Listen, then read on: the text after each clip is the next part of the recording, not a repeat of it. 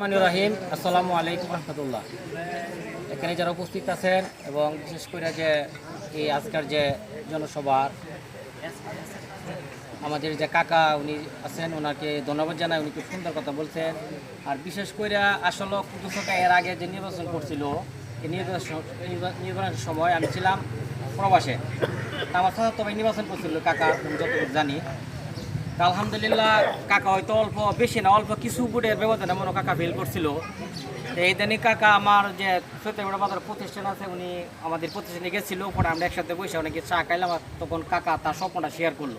তা আমি বললাম যে কাকা, আগে আপনি নির্বাচন করবেন কিনা এটাকে স্থির হন। কারণ অনেকে আছে নির্বাচনের কথা বললে পরে কিন্তু অনেক করে না, কিন্তু অন্যরকম একটা সিস্টেম হয়ে যাবে। আপনার ফ্যামিলি এবং আপনার এলাকার লোক যারা আছে, আত্মীয় স্বজন আছে, এদের কাছ থেকে আমরা পরামর্শ নেবেন। ওরা কিন্তু আপনাকে সম্মতি দেয়, তাইলে ইনশাল্লাহ আপনার স্বপ্ন লক্ষ্যে দেখতে পারবেন। তার কারণ হইলো, আমি যদি মেম্বার আমার গ্রামের ভোট, আমার পাশের বাড়ির ভোট আমি না পাই, তাইলে কিন্তু হবে না। আগে আমার নিজের গ্রাম, নিজের পরিবার, নিজের ফ্যামিলি, নিজের আত্মীয় স্বজন ঠিক রাখতে হবে। এই ভোটগুলো আপনি ভোট ব্যাংকে যেরকম জমা রাখতে হবে, তারপর যাইতে হবে অন্য এলাকা। তো কাকাকে আমি বললাম এবং বিজয় আমার বললো যে আমার অবস্থান থেকে, যেহেতু আমি একজন মিডিয়া ব্যক্তিত্ব, আমি আমার দিক থেকে যতটুকু প্রচার করার লাগে ইনশাল্লাহ আমি করব। আর কাকার আমি বলছি যে কাকা, সমস্যা নাই, আপনি ইনশাল্লাহ আপনাদের এলাকার মধ্যে আরও 2-3 জন আছে, যদি এদের সাথে সমঝোতার মাধ্যমে ওদেরকে বসাইতে পারেন, তো ইনশাল্লাহ আপনি ফাঁস করার সম্ভাবনা অনেক বেশি। কারণ একই এলাকায় একই গ্রামে যদি 2-3 জন মেম্বার হয়ে পড়েন, তাহলে কিন্তু ভোট কমবে, আপনি ফাঁস করতে পারবেন না এবং আপনি একটা লক্ষ্যে যাইতে পারবেন না।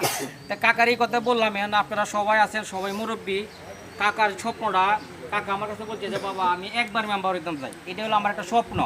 তা আমরা তো ইচ্ছা করি, আসলে আমরা তো মেম্বার আরও অনেক দেখছি, একজন 3-4বার হয়েছে। কাকার একটা সুযোগ আমরা দেই, যদি কাকা ফাঁস করতে পারে। এই যে ইমরান যে বললো, আসলে ওনার কোনো অভাব নাই। সেবা এমন একটা জিনিস সবাই করতে পারে না, সবার উপরে আসে, কিন্তু সবাই এটা করতে পারে না। সেবাটা আসে আল্লাহর পক্ষ থেকে, সম্মানটা আসে আল্লাহর পক্ষ থেকে। এটা ভাববেন না, সম্মান এমনই একটা জিনিস কিনতে পাওয়া যায় না। সম্মান দেওয়ার মালিক হলো আল্লাহ সুবহানাহু ওয়া তাআলা। আমি সকলের প্রতি অনুরোধ করবো, যেন সবাই আসছেন, সবার মতামত প্রকাশ করবেন, যাতে কাকা যাতে সামনে নির্বাচনটা সুন্দরভাবে করতে পারে।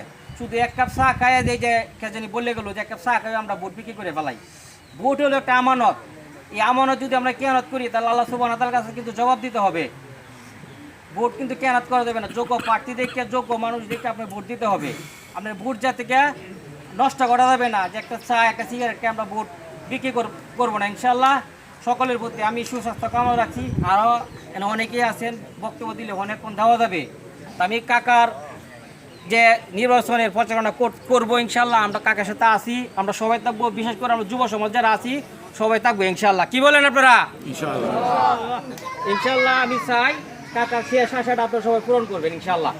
আসসালামু আলাইকুম রহমতুল্লাহ। ধন্যবাদ। লোকাল টিভি অত্যন্ত গুরুত্বপূর্ণ বক্তৃতা দিলেন। এ পর্যায়ে বক্তৃতা নিয়ে আছেন মোহাম্মদ সুহেল রানা। তাকে বক্তৃতা দেওয়ার জন্য বিনীতভাবে অনুরোধ করছি।